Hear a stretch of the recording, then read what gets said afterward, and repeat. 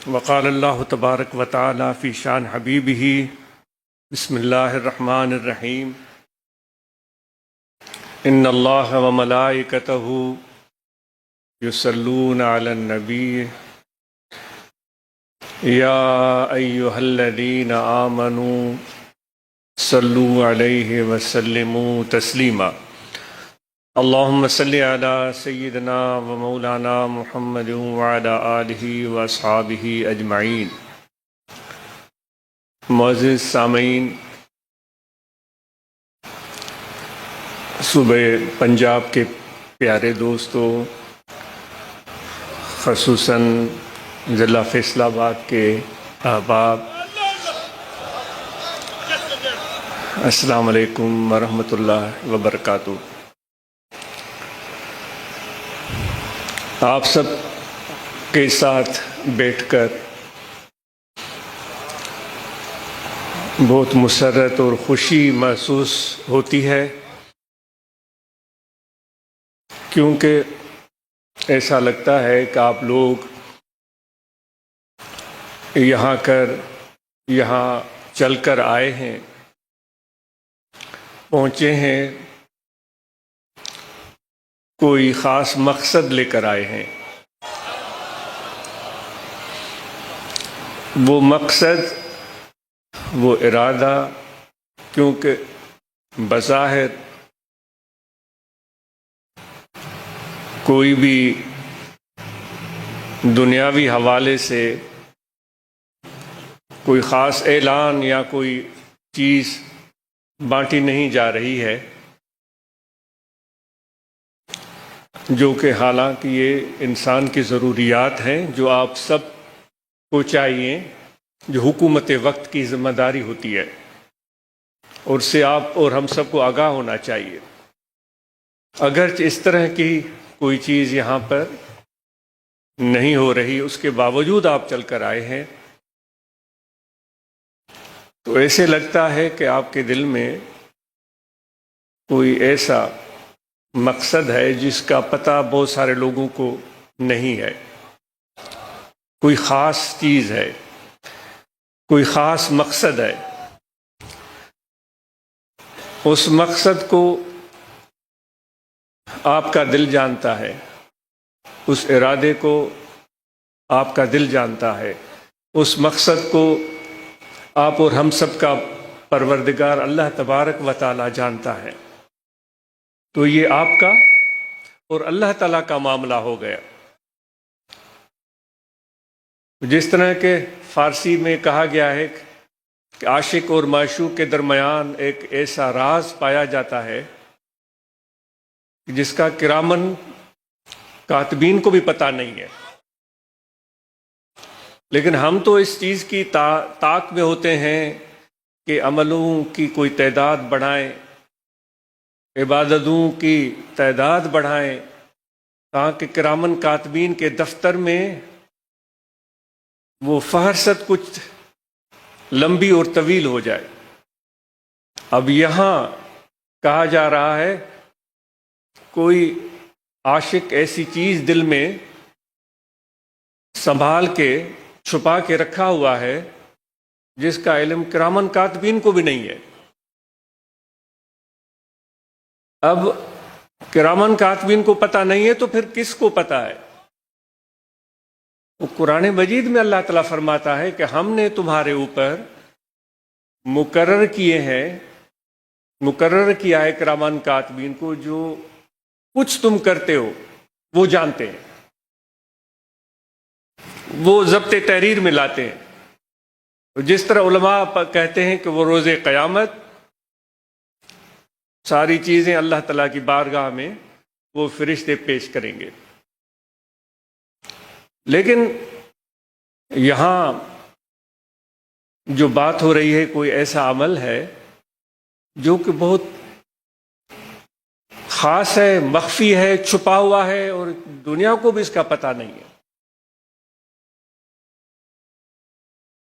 تو اس چیز کی پہچان اگر ہم میں سے کسی کو ہے کہ وہ کیا مقصد ہے، وہ کیا چیز ہے جس کا پتہ کرامن کاتبین کو بھی نہیں ہے، جس کا پتہ دنیا والوں کو بھی نہیں ہے، جس کا پتہ علم والوں کو بھی نہیں ہے،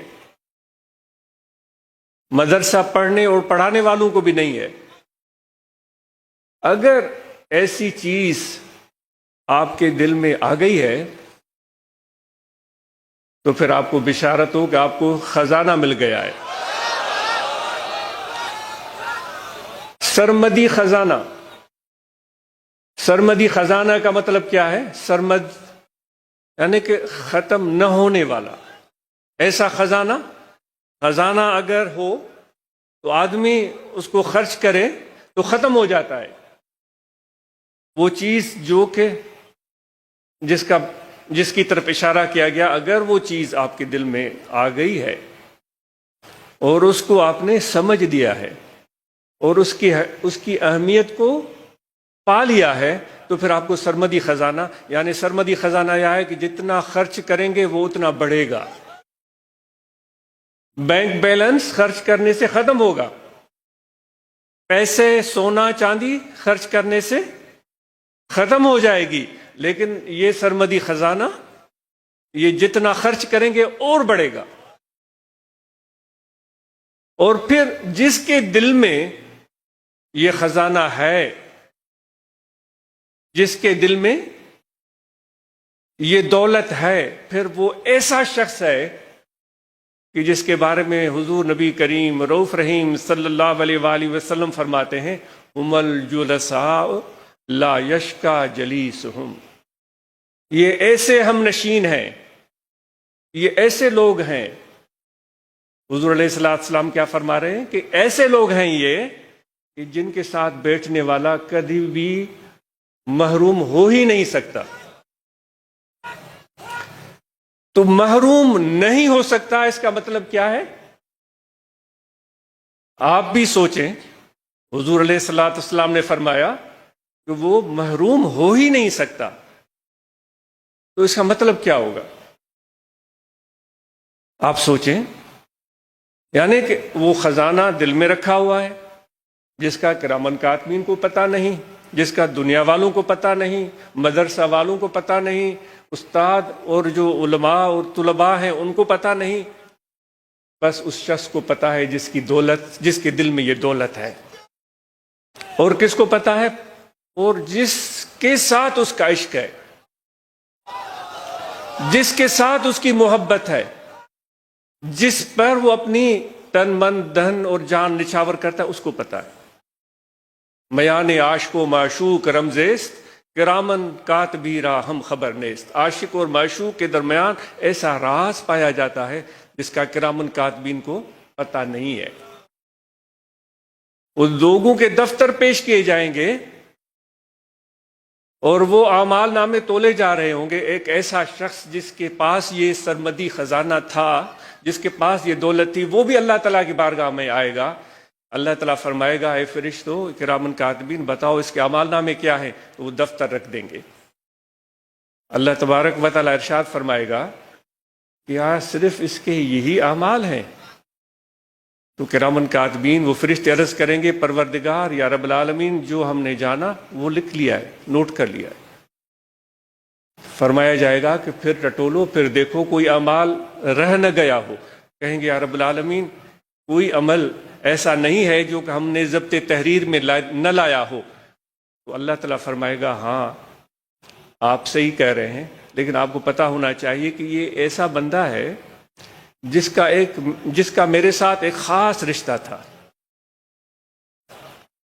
اس رشتے کا آپ کو بھی پتہ نہیں ہے۔ تو اب اس رشتہ، اس تعلق، اس محبت کا عوض اور اجر اب میں عطا کرتا ہوں جب وہ کرم خدا کا اس کے نام اعمال میں شامل کیا جائے گا، تو سب اعمال سے وہ ایک عمل بھاری ہوگا۔ تو وہ سرمدی خزانہ جب آپ کے دل میں آ گیا تو پھر حضور علیہ السلام فرماتے ہیں یہ ایسے لوگ ہیں جو ان کے ساتھ بیٹھے گا وہ کبھی محروم نہیں ہوگا۔ تو آپ نے اب سوچ لیا ہوگا، ہو سکتا ہے آپ صحیح ہو، آپ نے بہتر سوچا ہو۔ آج اس کا خیال ہے کہ اس کو یہ کہا جا رہا ہے کہ وہ جب اس دنیا سے جائے گا تو ایمان کی سلامتی کے ساتھ جائے گا۔ خاتمہ بالخیر کی بات ہو رہی ہے، دنیا سے کامیاب اور کامران ہو کر جانے کی بشارت دی جا رہی ہے۔ وہ جس کے دل میں یہ خزانہ تھا اس کو بھی بشارت دی جا رہی ہے۔ کتنی بڑی دولت ہے، ذرا اندازہ کریں۔ جس کے دل میں یہ خزانہ تھا، جس کو محبت کا نام دیں، معرفت کا نام دیں، ذکر قلبی کا نام دیں، نسبت کی بات کریں، جس کے دل میں یہ خزانہ تھا وہ تو کامیاب ہوا، اس کو تو بشارت مل گئی، لیکن حضور علیہ الصلوۃ والسلام اس سے بڑھ کر فرما رہے ہیں کہ جو ان کے ساتھ بیٹھا ہے وہ بھی کامیاب ہو گئے۔ یہ کیا خوبصورت بات ہو گئی۔ کہتے ہیں کہ پارس سب سے قیمتی چیز ہے، اور رومی فرماتے ہیں کہ پارس سب سے قیمتی چیز ہے۔ پارس ایسی اعلیٰ چیز ہے کہ اگر آپ لوہے کو لگائیں تو وہ سونا بن جاتا ہے۔ اگر آپ، رومی صاحب فرماتے ہیں کہ اس لوہے کو لگائیں تو لوہا سونا بن جاتا ہے، لیکن وہ پارس جو ہے وہ لوہے کو سونا بنا سکتا ہے، لیکن وہ پارس نہیں بنا سکتا کہ دوسرے کسی مٹیریل کو وہ ایسا بنا دے کہ وہ بھی پارس ہو جائے، وہ جس کو لگے وہ بھی سونا ہو جائے۔ پارس سونا بنا سکتا ہے، پارس ایک اور پارس نہیں بنا سکتا۔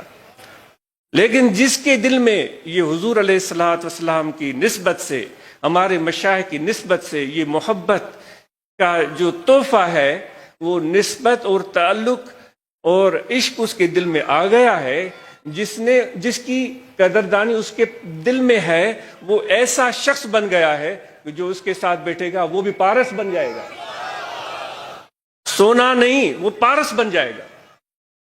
یعنی جس کے ساتھ وہ بیٹھے گا وہ بھی کامیاب۔ تو یہ ہے میرے آقا و مولا حضرت صلی اللہ علیہ وآلہ وسلم کی سخاوت۔ تو یہ ایسی دولت ہے جس کو الفاظ میں بیان نہیں کیا جا سکتا۔ تو آج آپ یہاں بیٹھے ہوئے ہیں تو اس کی قدردانی کریے گا، ایسا نہ ہو کہ ہم بے قدروں میں شمار کیے جائیں۔ وہ ہمارے سندھ کے بزرگ فرماتے ہیں، حضرت شاہ عبد اللطیف بٹائی رحمۃ اللہ تعالی علیہ، قدروارا کم تھیا کھٹا خریدار، ہیرا موتی لال ونڈین سے ویٹھا تھے وینجھار، سمجھن کین سید چہے کڈن موتن ماں۔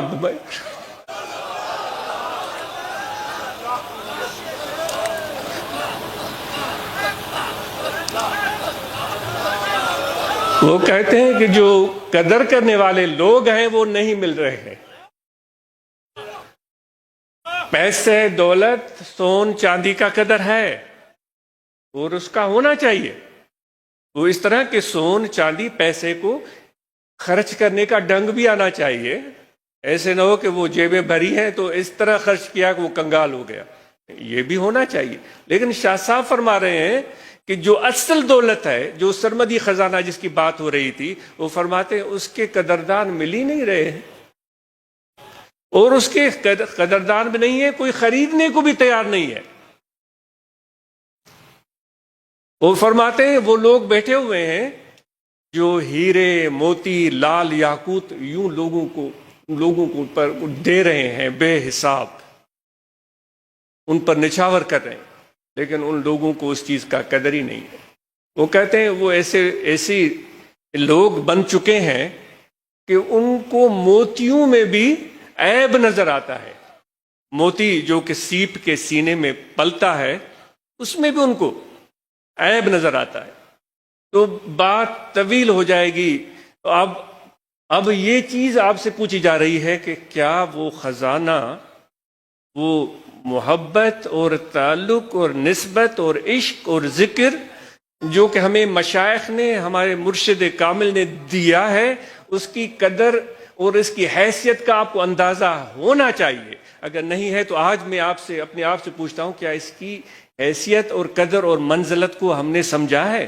ایسا تو نہیں ہے کہ ہم موتیوں میں سے بھی عیب نکالتے جا رہے ہوں۔ تو اس لیے اس دولت کی قدردانی ہمیں کرنی چاہیے تاکہ اللہ تعالیٰ کی نعمتوں میں اور بھی اضافہ ہو۔ آج کے دور میں لوگ ذہانت پر فریفتہ ہو جاتے ہیں، یہ بڑا ذہین ہے، وہ بڑا ہوشیار ہے، انٹیلیجنٹ ہے، اس کی بڑی واہ ہوتی ہے۔ لیکن چونکہ اس وقت جو محفل ہو رہی ہے وہ ایک روحانی سلسلے کے حوالے سے ہو رہی ہے، حضرات نقش بند کی نسبت سے ہو رہی ہے، تو ہمارے مشائخ کے ہاں ذہانت سے بڑھ کر ایک اور وصف کا ذکر کیا گیا ہے، ایک ایسی وصف جس کو میرے آقا و مولا حضرت صلی اللہ علیہ وآلہ وسلم اس کے بہترین مظہر ہے۔ اللہ تعالیٰ فرماتا ہے کہ خبر آپ لقد جاءکم، بے شک آپ کی طرف میرا نبی آیا ہے، من انفسکم، آپ میں سے میں نے ان کو منتخب کیا ہے، عزیز علیہ ما عنتم، اب وہ ان کا تعارف، ان کی خاصیت، ان کی خوبی، ان کی صلاحیت کس کی؟ حضور علیہ الصلوۃ والسلام کی۔ ہم تعارف کراتے ہیں نا اب کہ بھائی یہ میرا دوست ہے، یہ ایم پی اے ہے، پھر کہتے ہیں نہیں ایم پی اے بھی ہے، اس کے ساتھ لا کی ڈگری بھی ہے اس کے پاس، پھر کہتے ہیں کہ بھائی یہ سپریم کورٹ کے بار کا ممبر بھی ہے، پھر کہتے ہیں کہ بار کا یہ صدر بھی ہے، یہ سیکرٹ، ہم اس طرح سمجھ رہے ہیں، آپ تعارف کراتے یہ چودھری ہے، چودھری ہے لیکن اپنی قوم کا جو ہے، اپنی پوری قوم کا سردار بھی ہے، پھر کہتے ہیں کہ سہیں اس کے اتنے مربع زمین بھی ہے۔ یہ بات کرتے ہیں ہم یہ تعارف کراتے، تو یہ ہم دنیا والوں کے تعارف کرانے کا انداز ہے۔ اللہ تعالیٰ اپنے پیارے حبیب ہمارے آقا کا تعارف کروا رہے ہیں کہ اے میرے بندو، اے میرے مخلوق، اے انسانوں، اللہ تعالیٰ ہمیں مخاطب ہے، ہم سے گفتگو ہو رہی ہے۔ اب اندازہ کریں آپ سب اتنے خاص ہیں اللہ تعالیٰ کی نظر میں۔ وہ موسیٰ علیہ السلام طور سینا پر جا کر ہم کلامی کرتے تھے اللہ تعالیٰ کے ساتھ، یہاں اللہ تعالیٰ ڈائریکٹ آپ سے گفتگو فرما رہے ہیں۔ اپنی عزت کو پائیں اور سمجھیں جو خدا نے آپ کو دی ہے۔ کسی چودھری سے خطاب ہوتا تو وہ چودھری خوش ہوتا، وہ کہتا کہ بھائی میں تو بڑا ہی نمایاں اور الگ بندہ ہوں۔ کسی ملا مولوی سے، مفتی سے گفتگو ہوتا، وہ کہتا بھائی میں نے تو بڑی بڑی کتابیں پڑھی اس لیے میرے ساتھ گفتگو ہو رہی ہے، میں تو بڑا علم رکھتا ہوں۔ کسی دولت مند سے اللہ تعالیٰ کی ہم کلامی ہو رہی ہوتی، وہ کہتا بھائی کیوں نہ ہو، میرے پاس اتنے مربع زمین ہے، اتنا بینک بیلنس ہے، لیکن یاد رکھیں اور اس بات کو اپنے پلو میں باندھیں، خدا کی نظر میں کوئی تفریق نہیں ہے، سب ہم اور آپ برابر ہے اللہ تعالیٰ کی نظر میں، اور وہ خدا آپ پر مہربان ہے اور آپ سے گفتگو کر رہا ہے۔ لقد جاءکم، آپ کی طرف آیا ہے، ہم سے، آپ سے گفتگو، مجھ سے گفتگو، یہی گفتگو ہو رہی ہے اس وقت، ارشاد ہو رہا ہے، ایسے سمجھیں کہ ہمیں ہم کلامی کا موقع مل رہا ہے، میں نے تمہارے طرف اپنا نبی بھیجا ہے، تم جانتے ہو وہ کیا ہے؟ اس کی پہلی وصف یہ ہے کہ اگر تھوڑی سی بھی تکلیف اور رنج آپ میں سے کسی کو پہنچتا ہے تو اس میرے نبی کو بہت ہی تکلیف ہوتی ہے۔ یعنی کہ اب اندازہ کریں، اور پھر عزیز علیہ ما عنتم، پھر اس سے آگے وہ تو آپ کے لیے بہت زیادہ حرص رکھتے ہیں کہ یہ کامیاب ہوں۔ اپنا حرص تو ہر کوئی رکھتا ہے، اپنی اولاد کا حرص ہر کوئی رکھتا ہے، اپنے رشتہ داروں کا حرص اور شوق ہر کوئی رکھتا ہے، لیکن اللہ تعالیٰ فرماتا ہے یہ میرا جو نبی ہے نا، اس کے نظر میں آپ سب جتنے بھی ہیں ایسے ہیں جیسے ان کی اولاد ہو۔ ان کی کامیابی، آپ کی کامیابی ان کو اتنی پیاری ہے کہ میں یہاں بتا دیتا ہوں کہ جو تکلیف پہنچے اس کو رنج پہنچتا ہے، اور آپ پر حریص ہیں، آپ کو کامیاب دیکھنا چاہتے ہیں، اور پھر جو ایمان رکھتے ہیں، جن کے دلوں میں ایمان ہے، ان پر تو اور بھی زیادہ مہربان ہے، یعنی سب دنیا پر مہربان ہے، رحمت للعالمین ہے۔ لیکن جو محبت اور عشق کا سودا، جو ابھی بات ہو رہی تھی تھوڑی دیر پہلے کہ وہ سرمدی خزانہ، وہ دولت جن کے دلوں میں ہے، ان پر تو اور بھی زیادہ شفقت ہے ان کی۔ وہ اس طرح حضور نے فرمائی، وہ کیسے شفقت ہے؟ ایسے شفقت ہے کہ ان کو ایسا اعزاز مل گیا ہے جو ان کے ساتھ بیٹھتا ہے جیسے وہ حضور کے ساتھ بیٹھ گیا علیہ الصلوۃ والسلام، جو ان کے ساتھ ہاتھ ملاتا ہے جیسے وہ حضور علیہ الصلوۃ والسلام سے ہاتھ ملاتا ہے، اور پھر جو ان کے ساتھ بیٹھتا ہے وہ کبھی بھی محروم نہیں ہوگا۔ تو آئیے کہ ہم اس تعلق کو دل میں پیدا کریں اور محسوس کریں۔ تو وہ خاصیت جو اللہ تعالیٰ نے بتا دی اس آیت کریمہ میں کہ وہ اگر مختصر لفظ بولا جائے کہ وہ بہت زیادہ مہربان ہیں، اگر ایک جملے میں اس سارے مفہوم کو ہم لائیں، بہت ہی مہربان اور بہت ہی شفیق ہیں، معاف کر دینے والے ہیں، بخش دینے والے ہیں، پیار کرنے والے ہیں، اور کی کامیابیوں کے لیے فکر مند ہیں۔ یہ میرے حضور آقا انعامدار صلی اللہ علیہ وسلم کا یہ تعارف ہے۔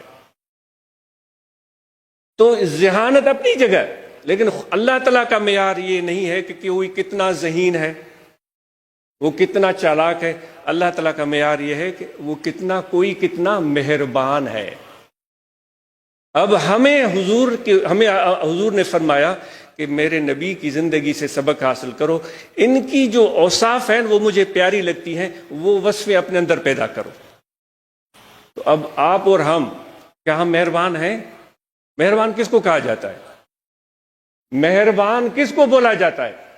جو اپنے لیے سوچے، اپنی دولت بڑھائے، اپنی تجارت بڑھائے، اپنا بینک بیلنس بڑھائے، اپنے آپ کو اونچے سا اونچا مقام دلانے کے لیے دن رات لگا ہوا ہو، اس کو مہربان نہیں کہا جاتا۔ دوستو، کیا ہم ایسے تو نہیں ہیں؟ وہ جس کو انگلش میں بولتے ہیں سیلف سینٹرڈ، اپنی ذات کے علاوہ کچھ نظر ہی نہ آئے، میں وہ میں۔ ایسا تو نہیں ہے۔ اگر ہم ایسے ہیں تو دوستو پھر ہمیں سوچنا چاہیے کہ اللہ تعالیٰ کے پھر محبوب ہم نہیں بن سکتے۔ جو وہاں معیار ہے، اب جو اتنی ترقی کرے وہ ذہین تو کہلائے گا، ایم پی اے بن گیا، ایم ایل اے بن گیا، پھر پیسے ہو گئے، پھر مربع بنا لیے، زمینیں بنا لی، جائیدادیں بنا لی، اپنے لیے وہ ذہین ہے۔ لیکن اللہ تعالیٰ فرماتا ہے میری نظر میں جو معیار ہے کامیابی کا، وہ یہ ہے کہ وہ کوئی میرے نبی کی طرح کتنا مہربان ہے، کہ وہ سخی ہے، وہ اوروں کی کامیابی کے لیے بھی خوش ہوتا ہے، اوروں کی مدد کر کے خوش ہوتا ہے، اوروں کے ساتھ ہمدردی کر کے خوش ہوتا ہے، اوروں کی کو سینے سے لگا کے خوش ہوتا ہے، اوروں کو دعائیں دیتا ہے، اوروں کے لیے سوچتا ہے۔ اب آپ اور ہمارے ہاتھ میں ہے کہ ہم خدا کے مقبول بننا چاہتے ہیں یا اپنے نفس کے مقبول بننا چاہتے ہیں۔ تو حضرت غوث اعظم نے فرمایا نا کہ تم خدا کے بندے ہو کب؟ لست عبد اللہ، انما انت عبد درہمک و دینارک و نفسک و ہواک۔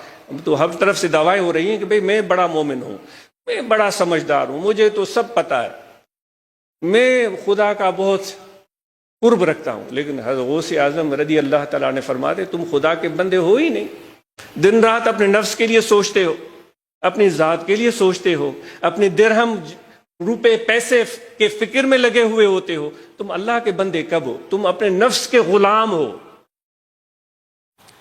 تو دوستو، دو چیزیں بیان کی گئی، ایک ذہانت، دوسری مہربانی۔ دونوں بڑی اہم چیزیں ہیں۔ اگر کوئی ایسا شخص ہو جس میں ذہانت بھی ہو، ساتھ میں مہربانی ہو، پھر تو سبحان اللہ۔ لیکن کوئی ذہین ہے، مہربان نہیں ہے، تو پھر کہا جائے گا کہ بھائی وہ اللہ تعالیٰ کے معیار پر پورا نہیں اترا۔ وہ حضور علیہ الصلوۃ والسلام، ہو سکتا ہے آج غلط ہو، میں معذرت خواہ ہوں، یہ کہا جائے کہ حضور علیہ الصلوۃ والسلام کے اس معیار پر وہ پورا نہیں اترا۔ آئیے آج ہم یہ وصف سیکھنے کی کوشش کریں کہ ہم مہربان بن جائیں۔ آج کے بعد بڑی خوشی ہوئی آپ دوستوں کے ساتھ بیٹھ کر اور آپ کی باتیں سن کر، اور یہاں لوگوں نوجوانوں سے ہم کلام ہونے کا موقع ملا، اور اس کے لیے ہم دعا کرتے ہیں کہ آپ کی ترقی کی، ہم چاہتے ہیں کہ آپ کاروبار کریں، محنت کریں اور کامیاب ہو کر دکھائیں، کیونکہ حضور علیہ الصلوۃ والسلام کا دین ایسا ہے۔ وہ کہتے ہیں ایک دین عیسوی تھا، دین عیسوی، جو کہ میرے آقا و مولا حضرت صلی اللہ علیہ وسلم کے آنے سے اب دین محمدی۔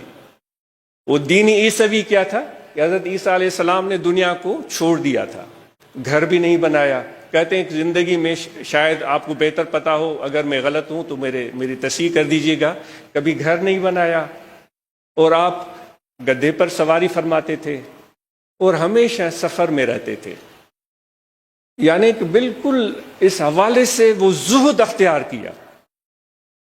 یہ ہو گیا عیسیٰ علیہ السلام کا انداز اور طریقہ. دوسرے الفاظ میں کہیں کہ دین عیسوی، دین محمدی کیا ہے؟ حضور علیہ السلام نے دنیا والوں کے ساتھ رہنا پسند کیا، دنیا میں رہے، اپنا گھر بھی بنایا، شادی بھی فرمائی، اللہ تعالیٰ نے اولاد کی نعمتوں سے بھی نوازا. اہل بیت کی فیوزات و برکات آج ہم پاتے ہیں. حضرت علی المرسا شیر خدا رضی اللہ تعالیٰ عنہ کے فیوزات و برکات ہم پاتے ہیں.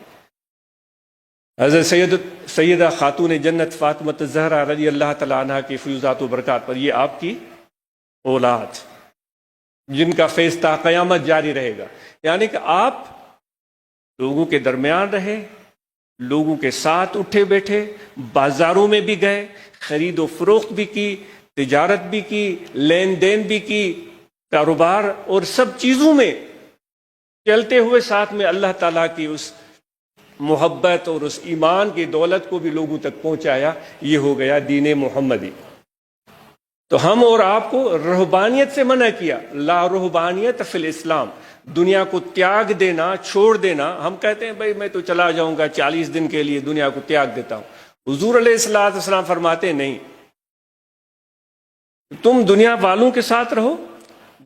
جس طرح ہم سلسلہ عالیہ میں کہتے ہیں باہم و بے ہم، یعنی باہم سب کے ساتھ رہو اور اس طرح رہو کہ جیسے سب کے ساتھ نہیں ہو. خلوت در انجمن، نقشبندی سلسلے کا ایک اصول ہے، خلوت در انجمن، یعنی کہ لاکھوں کے درمیان بیٹھے ہو لیکن تمہارا دل ان لوگوں سے بالکل وابستہ نہیں ہے، ان سے بالکل آزاد ہے. اندرونی طور پر بالکل تم یکسو ہو، اکیلے ہو، تمہارا دل صرف اللہ کے ساتھ جڑا ہوا ہے. ہزاروں لاکھوں کے درمیان ہو لیکن تم اکیلے بھی ہو. تو یہ ہے حضور علیہ السلام کا باہم و بے ہم، یعنی سب کے ساتھ ہو کر بھی سب سے جدا. خلوت در انجمن، یہ حضرت عبد الخالق غجدوانی نے یہ ہمیں 7 اہم نکات بتائے ہیں، ان میں سے یہ ایک ہے. تو آپ نے ایسی زندگی گزارنی ہے.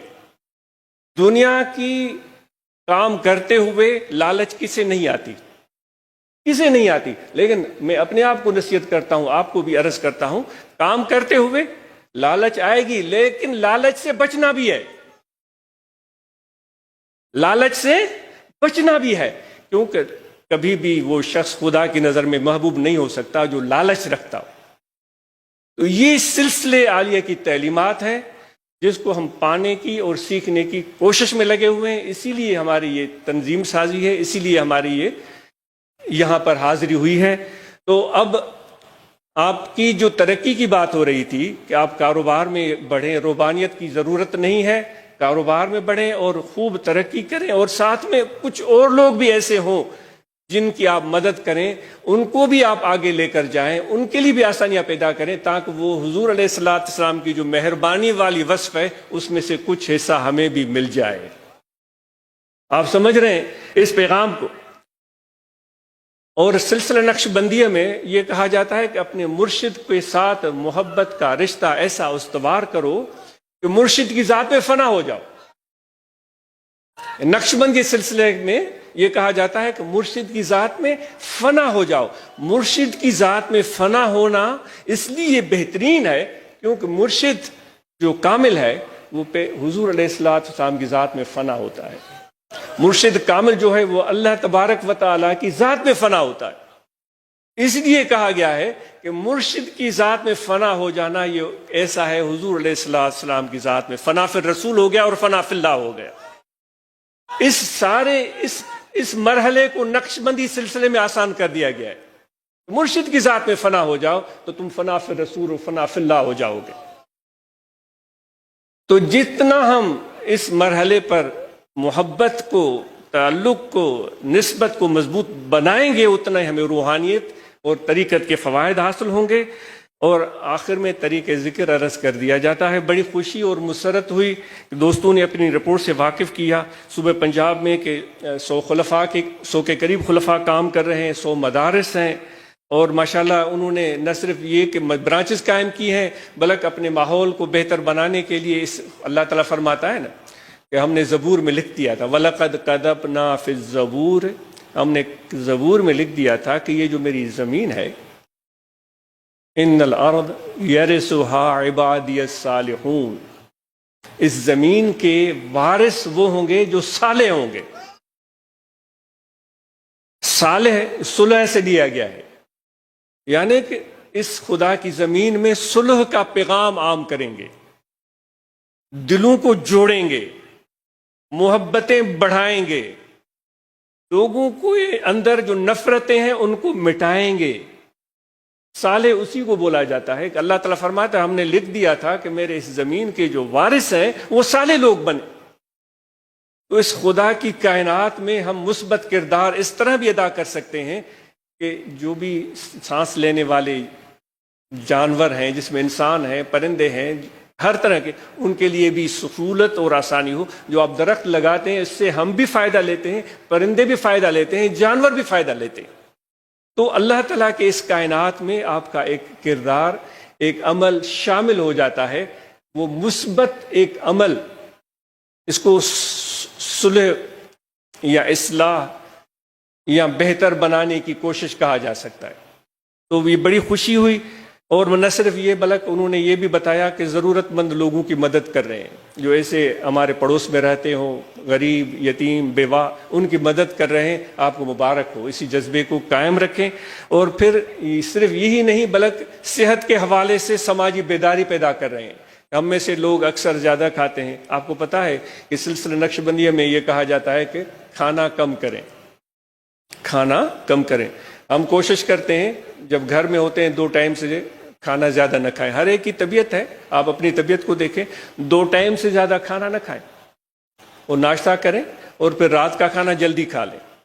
تو ہمارے سلسلہ میں کہا جاتا ہے کم خورتا خود نرنجی، کم کھاؤ تاکہ تمہیں تکلیف نہ پہنچے، کم گو تا دیگرا نرنجن، کم بات کرو تاکہ اوروں کو تکلیف نہ پہنچے۔ تو صحت کی بیداری کی بات انہوں نے کی کہ ہم، اور رمضان المبارک کی آمد ہے، تو اس حوالے سے دوستوں سے گزارش ہے کہ رمضان المبارک کی آمد کا ہم تیاری کریں، اور اس مہینے میں ہم اللہ تعالیٰ کا ذکر، نماز، عبادت، تلاوت، اور کیا ہی اچھا ہو کہ ہر برانچ میں قرآن مجید کی تعلیم کا بندوبست ہو جائے۔ جو تعلیم حاصل کر چکے ہیں ان کو تجوید سکھائی جائے، جو تجوید سیکھ چکے ہیں وہ قرآن مجید کی آیات کا ترجمہ یاد کر لیں۔ تو انشاءاللہ اس سے ہمارے جماعت میں قرآن مجید کے حوالے سے اور زیادہ آگہی پیدا ہوگی، جو کہ ہمارا مطمع نظر ہے۔ باقی آپ اپنی برانچز کو مستحکم کریں، مثالی برانچز بنائیں۔ روحانی طلبہ جماعت کے نوجوانوں نے اپنی بہترین رپورٹ دی، ہم ان کے لیے دعا گو ہیں، اور انشاءاللہ وقتاً فوقتاً آج کا تو انٹرنیٹ کا دور ہے، ہر چیز آپ تک پہنچ رہی ہوتی ہے۔ تو آج آپ کو روبرو دیکھ کر بڑی مسرت ہوئی۔ گفتگو سے بڑھ کر یہ آپ کو دیکھنا، یہ مقصد تھا کہ آپ کو دیکھ سکیں، لیکن یہ گفتگو بھی ایک ہمارے رواج میں آ گئی ہے چیز۔ یہ تو ایسا تعلق ہے جس میں گفتگو کی ضرورت نہیں ہے۔ اس وقت اللہ تعالیٰ کا ذکر کرتے ہوئے آپ جو گویا کہ خدا کے حضور میں بیٹھے ہوئے ہیں، اللہ تعالیٰ کی بارگاہ میں بیٹھے ہوئے ہیں۔ کتنی خاص لمحات آپ اور ہم کو میسر آئے ہیں۔ تو یہ سب سے بڑی دولت ہے۔ یہاں گفتگو کی مجال ہی نہیں، لیکن ہم عادی ہو گئے ہیں اس تقریر اور وائز کے